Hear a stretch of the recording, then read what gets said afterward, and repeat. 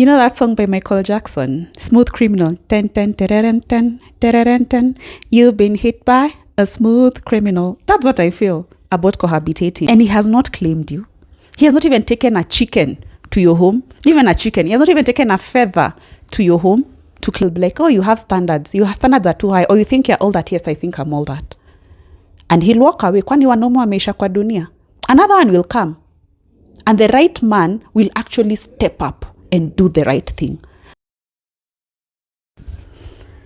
Hi lovelies, hi there, welcome to my channel.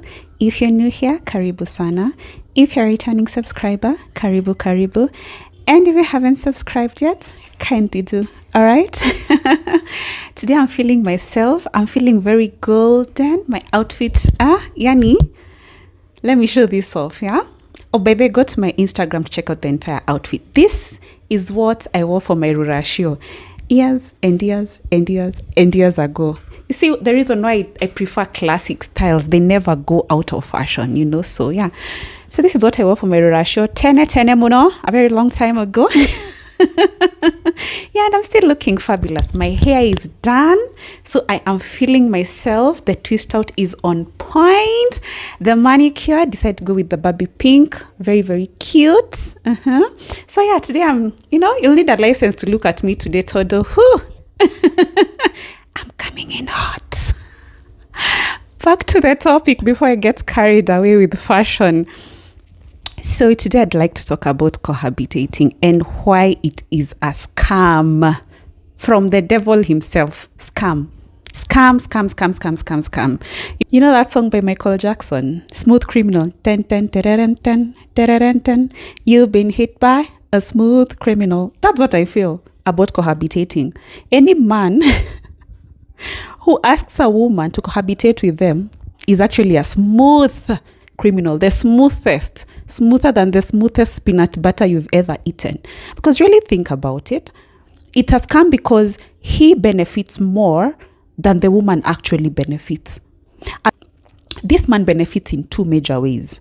Number one, access to the woman, access to her body, access to her time, access to her presence, access to her energy, and a lot of the times also access to her womb in terms of even getting children out of her. Yet he has not taken the step to make her his wife. Why would you give yourself up for free for a man who has not claimed you? A man who does not even know which village you come from? A man who does not know who your people are? You know? A man who has not taken the step to do the right thing, to come meet your father or your uncle or your brothers and said, by the way, I want to live with this woman. I want to be with this woman. Why would you live with a man who has not done that? And you know, by the way, if a man asks you to live with them and then you'll be like, okay, fine, I'll live with you. Go first, tell my father. Very few of them will actually be okay with that.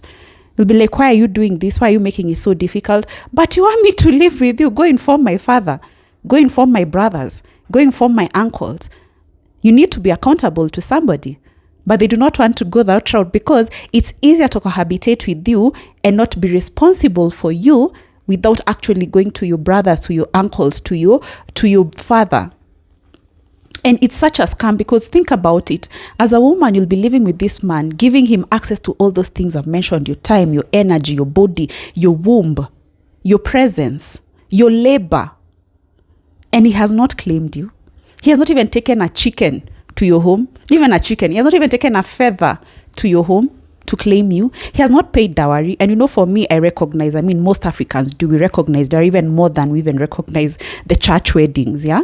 He has not even taken a chicken feather to claim you. He has not gone to ask for your hand in marriage. Yet you're there giving your expensive time, your expensive energy, your body, and your womb to a man who has not claimed you. Like, really? You're basically giving yourself up for free. Because a lot of the times, these men, again, tend to want you to subsidize the cost for them. So you come together, you end up paying bills. So you're not only giving him access to you, but the second thing is you're actually subsidizing the cost for him, the cost of living. So again, tell me how you're benefiting. Because for me, the only way I'd see that working is if you're cohabitating with a billionaire. And it's not going to happen. A billionaire who gives you a girlfriend allowance. And let's be honest, that's not going to happen. That's not going to happen. And then this will be the same man whom you'll give him the first child, you'll give him the second child, you'll give him the third, and he will not set foot in your home. Maybe unless you die or something, then you'll be like, oh, by the way, I need to know where, because you can't even be buried at their home, because who are you to them? He hasn't paid dowry. Like, have you even thought about the end game about this? If you died and you're with this man and he has not even paid dowry for you, imagine you'll still be buried in your home. You'll not be buried in his home because who are you?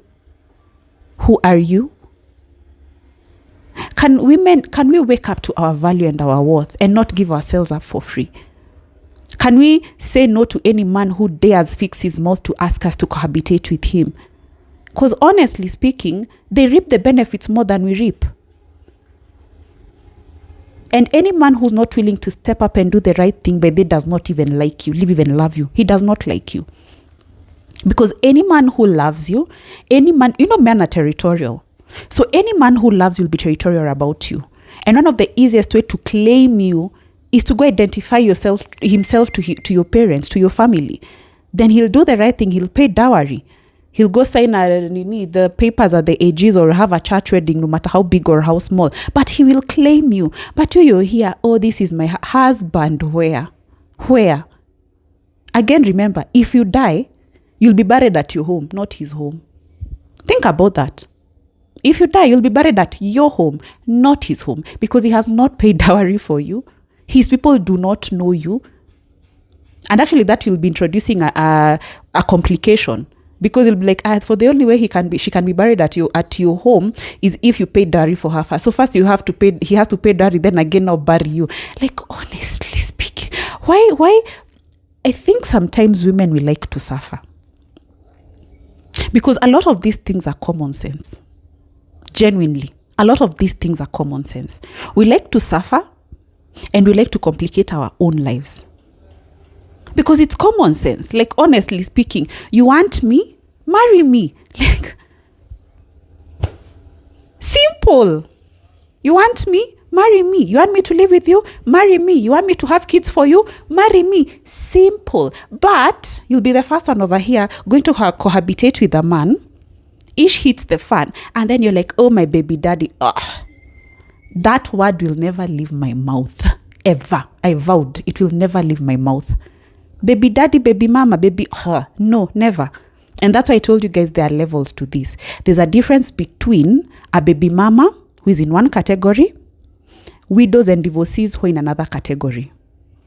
Those ones, widows and divorcees, are not baby mamas. So don't even. Because widows and divorcees were first wives. A baby mama was first a mother. And if he ends up marrying after you become his baby mama, fantastic for you. But why would you put yourself in such a position? At now I have your child. You think by having his kids he's going to commit to you? No. You're basically giving him the cow and the milk for free. Why would he buy the cow yet you're giving him the milk for free? Why would he buy the cow yet you're busy there performing wifely duties for him? It's never going to happen. Men are territorial. Men want to conquer. Men want to pursue. So when you give yourself for free, guess what is going to happen? He will take it. And he'll find no reason to do the right thing. So he'll be there hoping, let me add another baby. Or when I get pregnant for him, he's going to, Ebu, pinch yourself in the ear like this. Pinch yourself in the ears. It's never going to happen. So can you wake up to your worth, ladies? Wake up to your worth and do the right thing. And you're just going to make it more difficult the moment you have kids. However number of kids, whether it's one, whether it's two or three, actually the more the babies, the more complicated it gets. Yeah? And because he's not your husband, walking away for him will be very, very, very extremely easy. But you'll be stuck with kids that you bore out of wedlock with a man who you're cohabitating with, who has not claimed you. Yeah?